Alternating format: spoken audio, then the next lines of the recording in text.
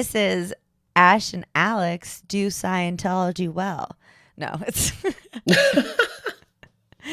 And the Lord said it was good. No, this is Ash and Alex do Scientology, a collaboration between my podcast, That's So Fucked Up, a podcast about cults, murder, and other generally fucked up stuff, and Mr. Apostate Alex here on Hi. his YouTube channel. On Hi, YouTube, Alex. yeah. Hi, Ash, and hello. I want to say hello to everyone watching as well. If you're watching this on my channel, thanks for your support. And go and check out Ash's. Oh, that side. Go and No, check it's out really hard to Ash's get it right. podcast. I never That's So do. Fucked Up, because I'm not the only segment Ash has. That's So Fucked Up is a monster podcast with like hundreds of different types of episodes about cults, coercive groups, about murderers, about conspiracy theory, like all sorts of stuff. And Ash is great, and I think if you are enjoying this stuff about Scientology, go and check out her podcast. I've put the link in the description below, because it will put a smile on her face, and she puts out content almost every day. Yeah, like almost every other day. Thank you so much, Alex, for that beautiful shout out.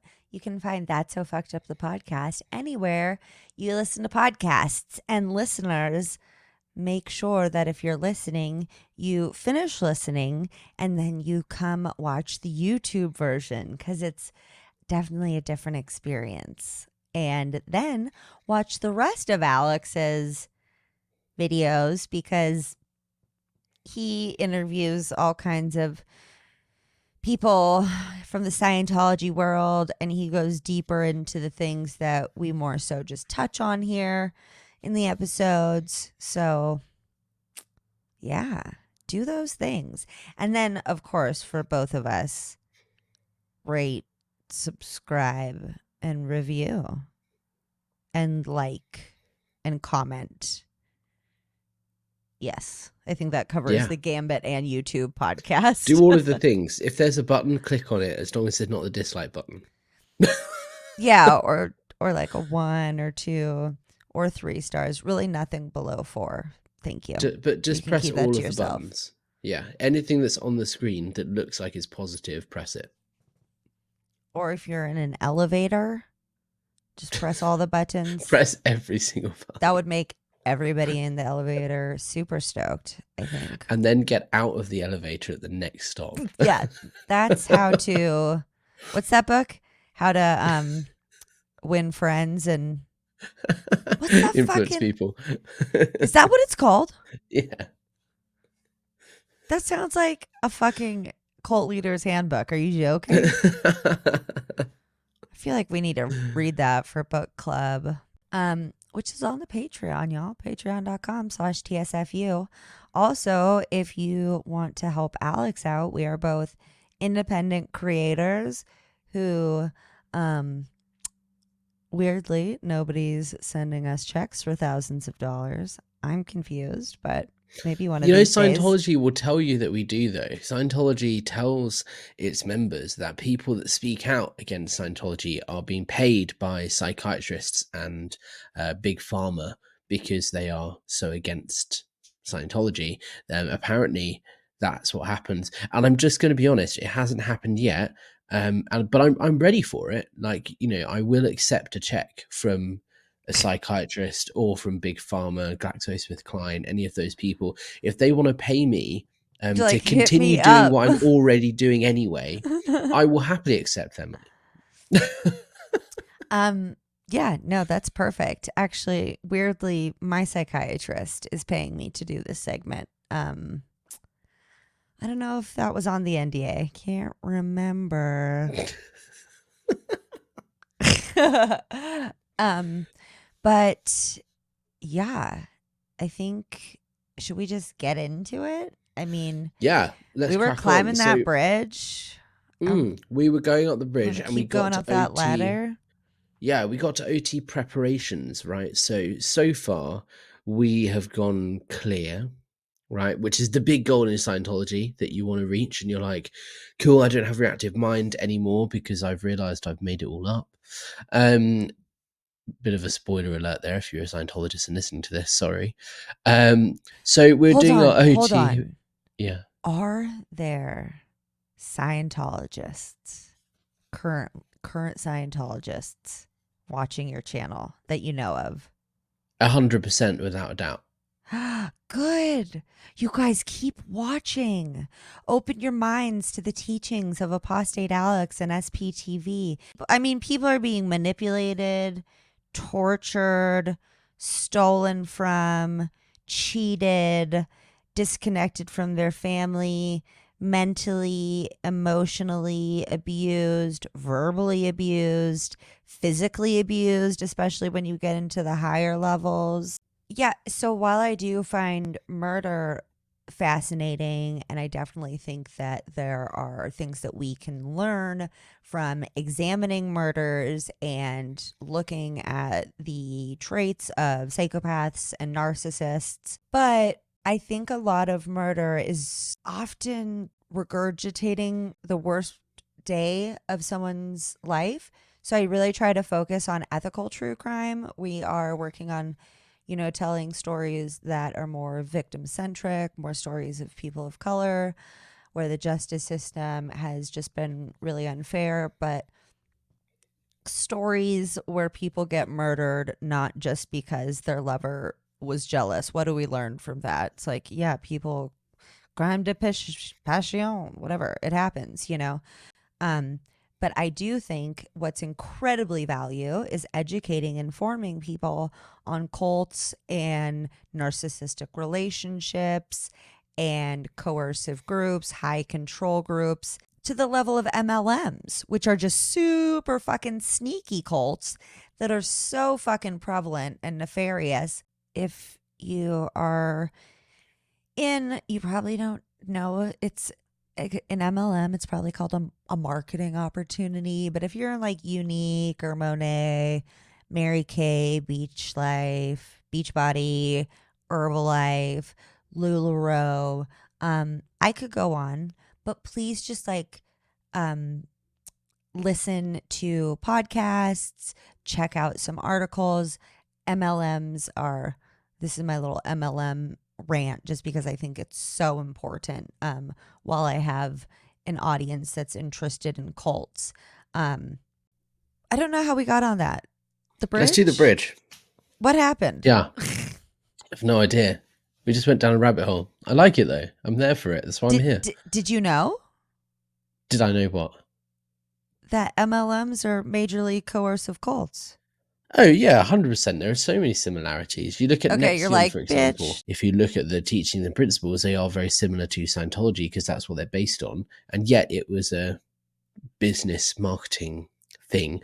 And that's ultimately their downfall. That's why Keith Raniere was able to go down, was because he didn't claim it was a religion. Scientology gets a lot of protection, particularly in the US, because it claims it is a religious organization and therefore it gets a lot of protection under, the freedom of religion and freedom of belief side of things. So that's almost Keith Raniere's downfall, because he didn't play the religion card. If he'd have called it a religion, he would have been almost untouchable, because that's evidenced by how Scientology are going about their business. If they didn't claim themselves as a religion, they wouldn't be tax exempt. They wouldn't get half of the support and protection they currently do. And that actually kind of brings up an episode that we are going to do at some point in the near future, where we talk about the parallels between Scientology and NXIVM, aka what Keith Dirty Squirrel Raniere ripped off. And we're going to have a very special guest for that. So super excited for that. I can't wait. We have so much lined up. Today we hopefully, if we don't go too many rabbit holes, hopefully we will finish the bridge to total freedom, which is the first thing we started to do. And this is only the beginning. This isn't the end of the podcast. This is the end of the basics of the bridge, right? Scientology is such a huge topic, and there are so many avenues we can go down and things to explore. Just so you guys know, Ash and I have a list of things to cover, and we have already got several episodes of stuff in the works ahead of time. We've only just begun. Yeah, this is only just the beginning. And yes, we will be getting some guests on as well. Okay, so on the bridge last time, did we go clear? I think we went clear. Yeah. So we went through clear and we basically got up to the OT preparations, right? So once you have gone clear, you then are looking at OT. So OT stands for operating Thetan, right? Now, a Thetan in Scientology is a spirit. You as a being are a Thetan. So you have your mind, your body, and your spirit or soul. It's called a Thetan. So when you talk about in Scientology, you're talking about you as a Thetan, right? And you as a Thetan have been through a lot in your life. You are immortal. You're a spiritual being. You've had many, many, many, many, many, many lives, and you will have many, many, many, many, many lives. And you are kind of, your biggest impediment is your reactive mind, is your body, is all of these things in what's called the MEST universe, the matter, energy, space and time, the physical world, basically. So now we're on to the OT levels.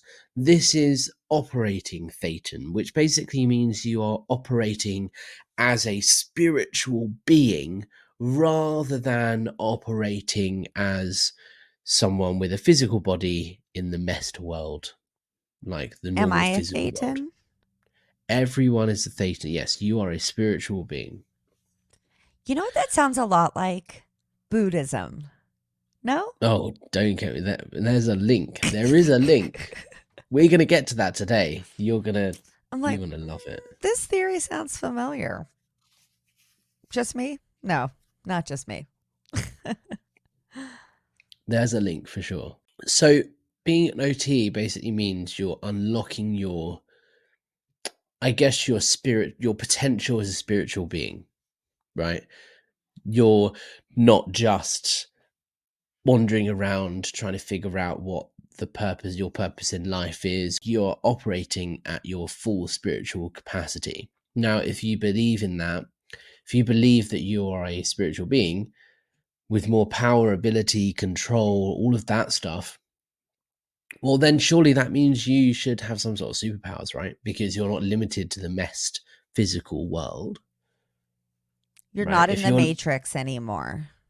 No, like if you're operating outside of the physical universe, well, you can create things, you can mock stuff up, is the way it's termed in Scientology. So the world's your oyster, really. Creating planets, creating universes, galaxies. These are all things that you can do as a spiritual being, because as a Thetan, you are inherently a godlike being, right? You have godlike powers, and the whole purpose of Scientology is to help you unlock those, realize you've got them, and help you unlock them.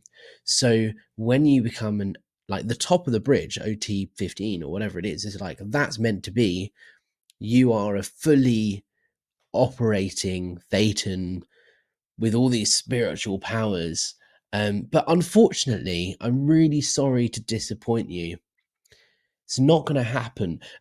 Whether or not you believe in the truth of whether you have these supernatural powers and just don't know about them, regardless, L. Ron Hubbard died before he finished writing them. So even if it was true, you're not going to get there. I'm sorry.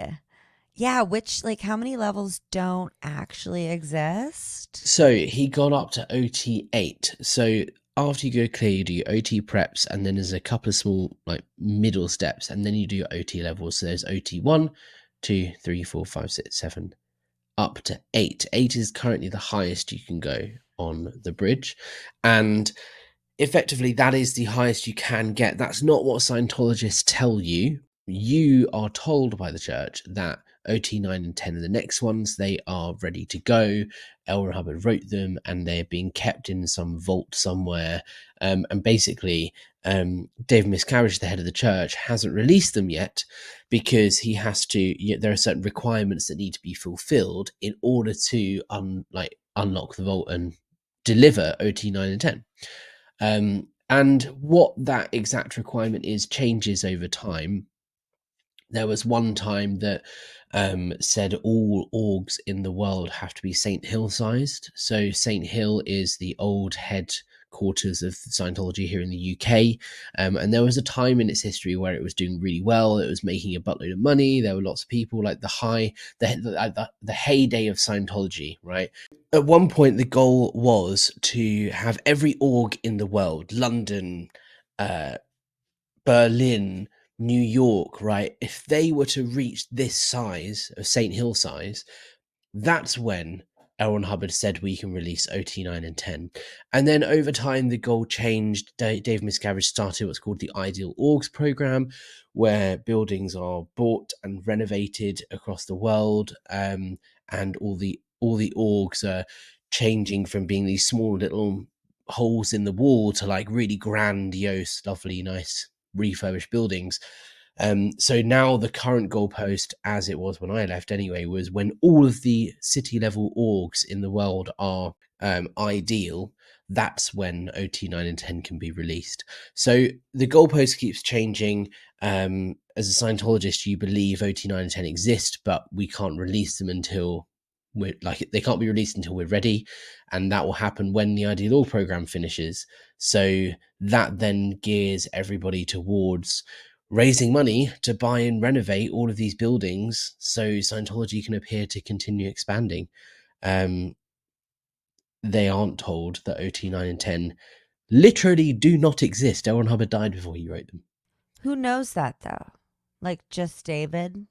A very limited number of people at the very top will know that. And me. And you and me. And people who have left. Yeah. And Scientologists who are currently watching. You guys, the levels don't exist. The limit does not exist. That's a Mean Girls reference, in case anybody, probably everybody listening knows, but in case anybody watching doesn't. I feel like we should wear pink because we release these on Wednesdays. Oh my gosh. No, I'm like, we should totally do that. We have to. No, I'm so serious. Can we? We can do that if you want. I have to buy something pink, but yeah. Yes! I might have a pink shirt. Oh my God. Button-up shirt. Fuck yeah. Fuck yeah. I really love a theme. So maybe instead of calling it Astronaut Do Scientology, we should have just called it on Wednesdays we wear pink. It's too late. The song is written and it's out there in the world. Anyways, let's take another quick commercial break and we will be right back. All right. So where are we now? So even though the Bridge to Total Freedom does have all of these levels on it, you can only get up to OT8. But there's 15 levels, right? Well, there's 15 steps on the bridge, yes, but those levels do not exist. Oh, that's it. We were talking about how we know this. Right. So, little history lesson for you. When L. Ron Hubbard died in 1986, he left the church, like running the day-to-day runnings of the church, to a couple called Pat and Annie Broker, who were his most trusted, loyal followers that were doing a lot of work for him anyway. He was in hiding when he died. He died of a stroke in a motorhome that he was living in on a ranch in a place called Creston, California. He was hiding from the tax office, among many other government organizations. So he was secretly running the church through Pat and Annie Broker and through David Miscavige. And this is the level of like protection that they put in place, right? L. Ron Hubbard couldn't be seen to be running the church. The government couldn't know where he was. So he was hiding. So he would sign letters off with, symbols rather than his name. He would write policies that he would then call advices.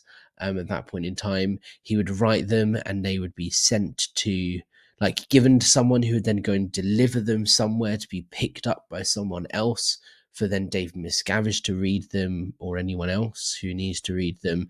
So like there was no direct contact with L. Ron Hubbard. The story, as I understand it, is that Pat and Annie Broker were meant to be taking over the church, right, when L. Ron Hubbard died. But David Miscavige, who is the current leader, came in to try and usurp control of the organization. He realized it's an opportunity.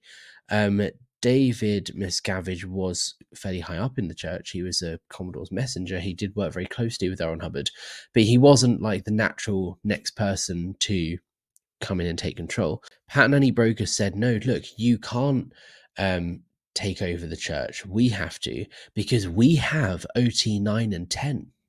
L. Ron Hubbard told us where it is. We've got them, and you can't take control of the church because we're meant to do it, and we're just not going to give you OT 9 and 10.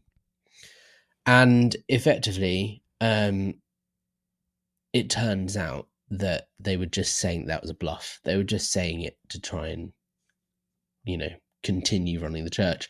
Turns out they don't exist. They don't have them. Dave Miscavige, once he realized this, was able to take control of the church, and he spent millions of dollars. And you've got to remember they're tax exempt in the US. So you, as a US taxpayer, are subsidizing this. Your tax money that you pay as a listener, you, Ashley, as a podcast host, all of the tax that you pay in the US, you are subsidizing this. Millions of dollars the Church of Scientology spent on hiring private investigators to follow Pat and Annie Broker for 30 years, right, after David Miscavige took over the church, because they kind of went their separate ways. They lived a life, or like a quiet life, outside of the church. Whether or not they practiced Scientology is another story, but they weren't involved in the running of the church. They kind of took a step back. But Dave Miscavige was so paranoid and aware of the threat that they posed, he spent millions of dollars following them for the rest of their lives. Did to they make end sure up they didn't come speaking back. out? No. Oh. So. OT levels. Yep. Right. So once you go clear, which has cost a lot of money, a lot of people, because it's such a big relief and it's such a big moment in your spiritual history, right, your spiritual journey, a lot of people take a bit of a break, because they're kind of like, cool, I've made this massive goal. Kind of like getting married is a huge thing in your life. So people go on a honeymoon, right? Let's celebrate and accept this for a minute. Like, people do that when you go clear. You spent a load of money. You've reached this big state of spiritual enlightenment.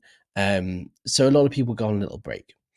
Not just to like not recover, but kind of, live at this new level of being, but also to save up money for the next levels, because this is where Scientology starts to really get expensive. Once they've saved up and they're ready to carry on and continue up the bridge, you need to do a bit of work before they'll let you just carry on up the bridge. So this is where the OT prep and OT eligibility comes in, which you see on the bridge. OT eligibility is kind of identifying problems that would prevent anyone from going up the bridge, because everything after the state of clear is confidential. So therefore they're quite protected. So Scientology needs to make sure that you can be trusted, and you're not a threat. You're not going to leak any information. And so OT eligibility is all about making sure you're not connected to, government or the media. Have you done any research into Scientology? Have you heard any negative information about Scientology? Do you have any doubts? What do you think about L. Ron Hubbard? What do you think about all the people running the church, like David Miscavige? Essentially, what they're doing here is trying to figure out if there is anything that could indicate you are not like 100% fully into and dedicated to Scientology, because that's the state of mind you need to be in order to do these next levels. So they might deny you completely from ever going on to the OT levels if they're just like, you know what? You're not giving us the right answers. Yeah, 100%. So the OT levels are by invitation only. So once you hit this, like once you reach the state of clear, you're not automatically eligible to do the OT levels, right? You have to be invited. Now, it's not like they would flat out say, no, you can't do the next level.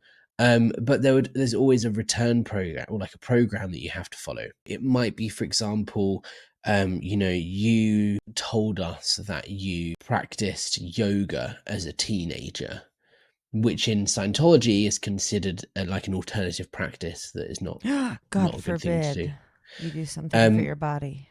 Yeah, and imagine you practiced yoga 20 years ago, right? And you did a class a week for 6 months. That is the sort of thing that might prevent you from doing the OT levels. So they would say, right, you have to handle that. So you need to prove that you're not connected to that group anymore. You might have to study something that L. Ron Hubbard wrote that talks about yoga and alternative practices. And you basically have to prove that you are no longer a member of that group or practicing it, and indoctrinate yourself a little bit further so that you're on the same page as L. Ron Hubbard. So even though it was 20 years ago, you would be prevented from being invited to do the OT levels until you've proven and you've done X, Y, and Z. So there's always a program, but that's the sort of detail they go into because they are so confidential. So if you go clear, do you have to be invited to do the preparation and eligibility courses? No. So once you go clear, you then go cool. You get a letter, right, from L. Ron Hubbard that basically says from the dead L. Ron Hubbard. Yeah, like policy letters and all of that are all written by L. Ron Hubbard. So this is just something that you get in your pack once you reach the state of clear, that basically says you now need to work even harder because you fully understand it now and you're living at this higher state of being. You now have the responsibility to make a difference in the world, and you need to get up the OT levels as quickly as you can, because only then will you be even more truly effective at saving the planet. And because you've reached a state of clear, not only do you know how important it is, you have the power to get everyone else up to the state of clear because you're operating at this higher level. So you have a responsibility as a burden almost, and obviously to get other people up the bridge. Right. And obviously these courses all cost a ton of money, which we've discussed many times. Before we go on another quick commercial break, I just want to throw out the idea. Do you think that we could get somebody's I've Gone Clear package off eBay or something and then do an unboxing? Wouldn't that be crazy? I mean, the letter and everything else is available online. Like, I can pull it up and read it if you like. But I want to see like the package, like what you get for after you spent, $500,000. Like you get a package, and I just want I want to know if it's satisfying whatsoever. You can buy a bracelet, right? I remember being in Scientology and like, it's not a thing, but it is a thing. Like, it's kind of like a status symbol. One thing that I always wanted was what's called a clear bracelet. So there's a bracelet, like a silver like bracelet that's got the Scientology symbol on it. It's like an oval shape with Scientology symbol. And on the back of it has your name and your clear number, right? So once you reach the state of clear, your certificate will say you are clear number 4,372 or whatever, right? Because that's like, we're trying to clear the planet. So that's the number that you were. And your bracelet will have that engraved on it. So it's very personal. But you can only buy this bracelet if you have reached a state of clear. So it's like it's a status symbol if you've got a clear bracelet, right? Because you're showing off to other people that you're clear in a kind of very subtle way. But anyone in Scientology will know what one of those looks like, spot it from a mile off. So it's kind of like, I want to reach the state of clear. I want to get my clear bracelet. Like, I want to, Dude, we got to get one of those. And it's little things like that. We got to get one of those bracelets. Well, what you can do is get now what's called, I'm going to do a little plug here before we go on the break, is buy an SP bracelet. So SP is suppressive person. And as a little nod to this idea of clear bracelets, Mark and Claire Headley, who run the spshop.com, raise money for the Aftermath Foundation, which is a charity that helps people get out of Scientology. And so they came up with the idea of an SP bracelet, which in similar vein is just a silver looking bracelet with the letters SP on it. And all of the proceeds from that shop go to the Aftermath Foundation, help people leave and escape Scientology.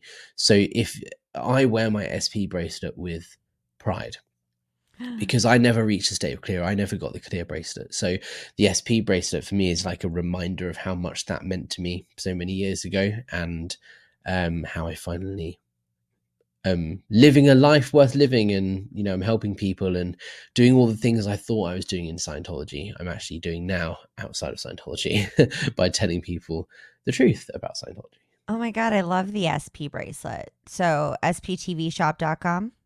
It's called thespshop.com. Okay. Don't listen to what I said, you guys. Okay, and we'll be back in just a minute. Okay, we're back. And so would I get this invitation letter if I were, say, homosexual or a person of color? So it's interesting because in theory, there is a policy that says there should always be a program, and you never close the door completely. You'd leave the door slightly like ajar. So technically, I suppose on paper, there is no way that someone could be prevented from going. Like, there's always recourse. There's always something you can do in order to get up the bridge. But in reality, there are certain things that would stop you. For example, if you are a psychiatrist or you received psychiatric help, if you have had a load of psychiatric medication, or you were sectioned and held in an institutional setting, or an overnight stay in hospital for mental health, those sorts of things would prevent you from doing the OT levels. 2 strikes, I'm out. If you, anything like that, if you've taken LSD, for example, 3rd strike, I'm out. That's something that would have really dire consequences for you in your spiritual journey. Excuse me, didn't I do the whole fucking purification rundown to get that shit out of my system? I thought I got it all the way up to clear, you fuckheads. And now I'm not pure enough for your, like, I get to go to like the middle heaven. That seems fucked up. Like, you're like, I already did the stuff to meet your requirements and have spent all my money, and you said that I was clear, but now you're saying I'm not clear enough. Like, I'm clear, but I'm like pretty clear. I mean, the reality is, if you've taken LSD and had psychiatric help, to be honest, you would find it difficult to get to the state of clear anyway. But you very much probably would be able to do the purification rundown and a bunch of bridge stuff. Like, I don't know the exacts of the eligibility requirements of every single thing on the bridge, but you can look it up. It is available online. But the whole point is that Scientologists believe that psychiatric help is actually not helpful, and psychiatric medication messes you up so much that it means Scientology it doesn't, is not as effective. It won't work as well if you've had psychiatric help or if you've had LSD, because those two things mess up like the way your mind works to such an extent that Scientology won't work as much, and it's therefore impossible to reach those states, because in order to reach that state of operating Thetan, you can only do that through Scientology. And if Scientology it's not as effective on you because you're messed up in the head because you've taken LSD this one time 25 years ago, like that's the level of kind of explanation they give. What if I took mushrooms and not LSD? Yeah, so psilocybin so all drugs generally are looked badly upon in Scientology. Scientologists will generally not take drugs. They will smoke, they will drink alcohol occasionally. But that's about it, because Don't tell me that Tom Cruise doesn't do blow at parties and like he wasn't high on something when he was jumping on Oprah's couch. He absolutely 100% was not high on drugs. You know, for sure. 100%. This motherfucker's, he's clear. So Tom Cruise is the top of the bridge. He's OT8, right? Oh, shit. No wonder he can do all of his own stunts. Scientology auditing unlocks a very similar part of the brain to drugs, right? Because it feels like a high, right? You're surrounded by people telling you how great you are getting all of this steam off of you, and like you're reaching these new states of being, and you're working really hard on this, that, and the other. Like the high you get from an auditing session can feel quite euphoric, and it can be addictive, and that's why people do get it kind of almost addicted to auditing, because they're like, this is great, oh my god. And that's why people become so devout, because they're like, I feel great after this auditing session, like, and they start chasing that high. So that's why one of the reasons some people become so devout and focused on getting other people into Scientology. But I also have to say really quick that it doesn't sound like they would want me. And I think, A, that's rude. I'm trying to give you my money. B, I feel like that's admitting a weakness on their part, that our program isn't good enough to deal with your fucked up brain. Like, I mean, if it were me running the cult, I'd be like, dude, we can fix anything wrong with you because we're God level. So we can do literally anything. And they're like, yeah, we actually, that's kind of, that's beyond our scope. You went too far when you smoked that joint when you were 14. We can't do anything about that. Yeah. Like, so something like, smoking a bit of weed or whatever, or doing drugs in your past is not a massive issue, but specifically LSD and psychiatric drugs are a huge issue. And there's two things to consider. First of all, is that they won't publicly or outwardly tell you when you join Scientology that this is the case, right? You don't know this until you leave, because all of the stuff above clear is confidential, right? So they don't tell you that these things exist. They will take your money and they will get you as far up as the bridge as they possibly can. So they will make you a devout Scientologist, right? You will do courses. There will be things that you can do, but there will reach a point when they say, cool, well, in order for you to do the next step, you need to do X, Y, and Z. And some of those things will just be unobtainable. But you've also got to remember that the belief is that you're a spiritual being that has lived forever and will live forevermore. So if you can't do it this lifetime because you took LSD 25 years ago, well, okay, well, you can do it next lifetime. That's Buddhism. Mm-hmm. That's like 100% Buddhism, no? Like trying to reach enlightenment. And if you don't, then you get reincarnated. I'm right? It's Buddhism. Let's do the OT levels, because you'll see the link. Once you've had your time away, you've recovered, you've kind of like saved a bit of money, and you have like gone through the OT eligibility. So you're making sure that, you're 100% into Scientology. If anything comes up during that process, you go to ethics.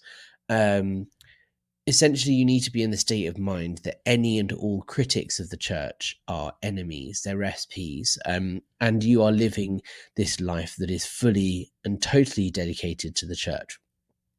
You then get the invitation, and then you can come and do your OT level. So there are a few steps in between if you're looking at the bridge that we're kind of glazing over here, but essentially up until this point, all of the auditing you've done on the e-meter, which is the easy bake oven where you're holding the soup cans, has been done with someone else. Now, a lot of the OT levels are done by yourself. The reason for this is you're looking at not just this lifetime, but all of your other past lifetimes. So you're looking at, it's called your whole track, right?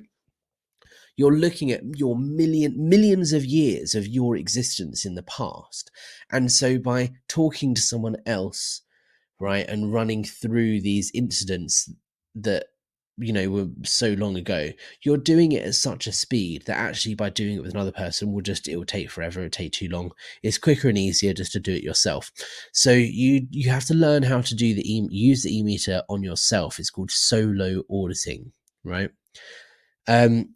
So OT1 is nothing really major. OT1 is very common procedures, right, on how to use the e-meter. It's getting into the hang of how it works, and learning basically how to use the e-meter on yourself. So holding the two cans in one hand, using the meter with the other hand, and the end phenomena is the ability to handle OT phenomena in relation to others and confidence as a solo auditor. And you have to buy an auditing machine at this point, I'm guessing. Oh, 100%, yeah. And you're not just meant to buy one e-meter, you have to buy two. Even though you're doing it by yourself. Yeah, you have to buy two. You can't just buy one e-meter. You're supposed to buy two e-meters. One's for travel. No, one's just in case, what happens if you're halfway through a session and your e-meter breaks down. Oh my, well, I don't know. Alex, what if? You guys. And these things are thousands of dollars, right? These things it was recently revealed actually, that a lot of e-meters are made internally at Scientology by their most committed devout SEAL members in what's called the Gold Base in California. And it was revealed recently that a lot of there were like different versions of the e-meter. The last version of the e-meter, a lot of them were made literally by children. It is a child labor Scientology children? Yeah. Oh my God. All right, you guys. Jesus. They just keep sucking even more. I didn't know they were doing child labor. Add that to the list of the reasons they are doing the work of Satan. So we will be back in a couple minutes. Okay, we're back. We were talking about child labor, so I don't know why I sang that commercial break.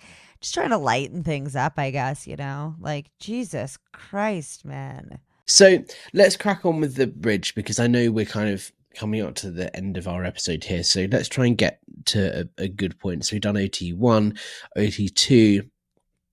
We talked about looking at your whole track, right? At this point, you fully believe you're a spiritual being that has lived for millions of years. So the auditing that you're doing is very much focused on those millions of years that you've been alive. So some of the things you might be recalling and remembering might be when you were living in the Tudor times. It might be when you were living as a monkey or as a spiritual being before the world was created. Like, you're looking at millions of years here as a spiritual being, not just your life here on earth as a human.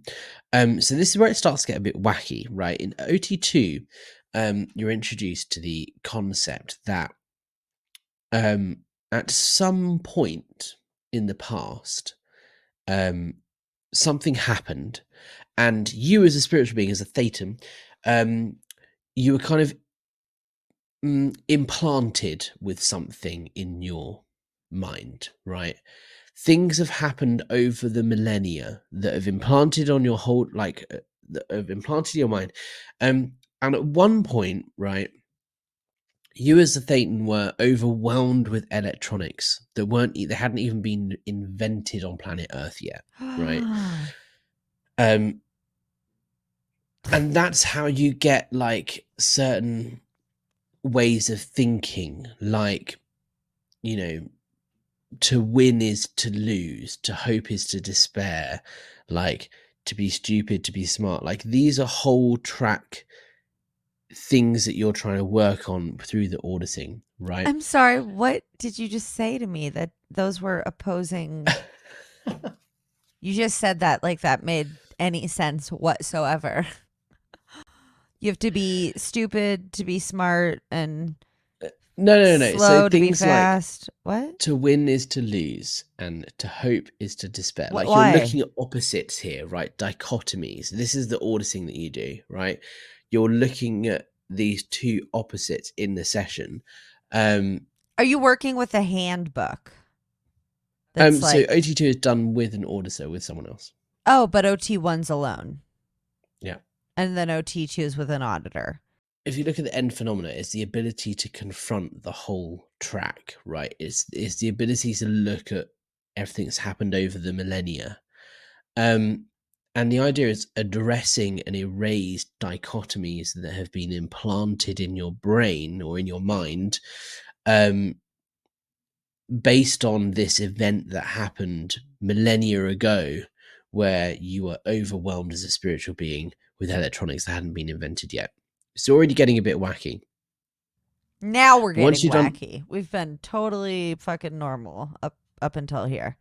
and you got to remember, like the justification is like it's you're a spiritual being, and the OT levels are addressing you as a spiritual being. So once you kind of resort to that it opens the door for things to start getting wacky, because you're not just dealing with things in this lifetime. And in order for you to unlock your spiritual potential, you have to start looking at things in the bigger picture. As a spiritual being, you're not just your body and your mind. You have lived for millions of years. And then you're like, well, if you've lived for millions of years, what does that mean? Well, that means you'll have memories from past lives. Okay, well, how do I open up my spiritual abilities? How do I become more, able as a being? Well, what's holding you back? Because in this lifetime, you've been pretty good. You haven't done anything this lifetime that's been horrifically traumatic or horrifically out ethics. You haven't killed anybody. You've lived a pretty normal life so far. So what's holding me back? Well, on you as a spiritual being, you're looking at things way further back, right? It's the dichotomies that are holding you back because you can't see the full picture. So yeah, OT2 is all about these like implants that you get. Now we've done OT2. Yes. It's time to do OT3, which is the infamous, it's called the Wall of Fire. And this is where things start to get, you think this was wacky so far. This is where it starts to get really, really wacky. Anybody watching the video right now like sees this like insane look of excitement on my face. I'm like, excellent. Yes. This is whew, take a breath, Ashley. This is the moment I've been waiting for I've enjoyed everything, but I've been like, where is my homie? Your homeboy. Yeah. So if you don't know who we're talking about, then you'll probably just fucking Google it, honestly, but or don't and wait for next week's episode, because I don't know, I'm gonna put on my party hat and everything. Oh yeah. I can't wait. I don't have any hats. I'll put on a party shirt. On Wednesdays, we wear pink. And you got to wear pink. You got to wear pink. I'll wear pink on the next one. Okay. Well, listeners, we said it at the beginning, but we'll say it again. Follow Apostate Alex on YouTube. Follow me at TSFU, the podcast, everywhere. Throw a .com at the end of that, and you can find my website. Do all those things that YouTubers and podcasters ask you to do. Like this video. Go buy Alex a coffee. He is doing the Lord's work while COS Church of Scientology is doing the Church of Satan's work. I don't know. I don't actually, maybe to the Church of Satan's doing cool shit. I don't even know. But he's doing good stuff. They're doing bad stuff. Is that on your YouTube channel, the Buy Me a Coffee button? Yeah, there's links down below. I also have channel memberships, so if you want access to interviews and things like that a day early, you can do that. I mean, I'm not doing this for the money. I'm doing this because I want to raise awareness and help others. But yeah, every little coffee that someone buys does really help me out. And, I think the most important thing is raising awareness of the Aftermath Foundation. Right. If you want to spend your money on something, donate it to the Aftermath Foundation, because they help people escape. They help people get out of Scientology.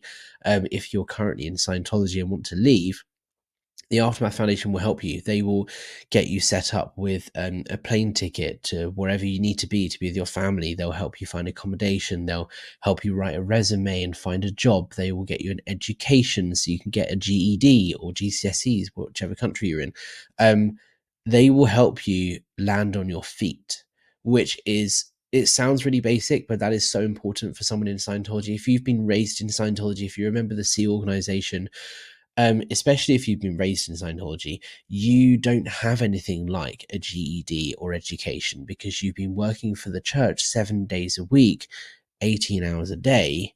Your whole fucking life. For your whole life. So you don't have anything to fall back on. So it can be quite a scary and daunting thing anyway. But B, Scientology paint this picture that if you ever leave Scientology and you become an SP, you're going to end up working at McDonald's and you're never going to make anything of yourself in life. And firstly, there's nothing wrong with working at McDonald's. I was going to say, you know that's what? Fine. I mean, Scientology is being classist as well now. But they paint it in this picture of like, you're never going to succeed in life without Scientology, and the world outside is a scary, horrible place. So the Aftermath Foundation, if you've got money to spare and you're looking at buying me a coffee or whatever, once you've obviously, paid your bills and your mortgage and all those important things, do consider donating to the Aftermath Foundation, because they help you leave Scientology and give you those things that you would consider as a basic human necessity that these people don't have. Yeah, so that is us for today. Ash and Alex doing it again. And we're doing it well. It's catchy. I like it. Oh my God. I love it. Oh, I mean, I love it as almost maybe as much as I love. I'm not even going to say his name. We didn't say his name, did we? Like Voldemort. No. We just said Wall of Fire. Shit, you guys. It's about to get. Homeboy. He's my homie. So that's it for us this week. Join us next week and every week, because we're going to keep doing it. And if it's Alex and I, we're going to keep doing it well. So see you next time. I don't know, maybe. That was a good one. We'll think about it. Okay. Bye. Dun, dun, dun. Nailed it. They're doing it and doing it and doing it well.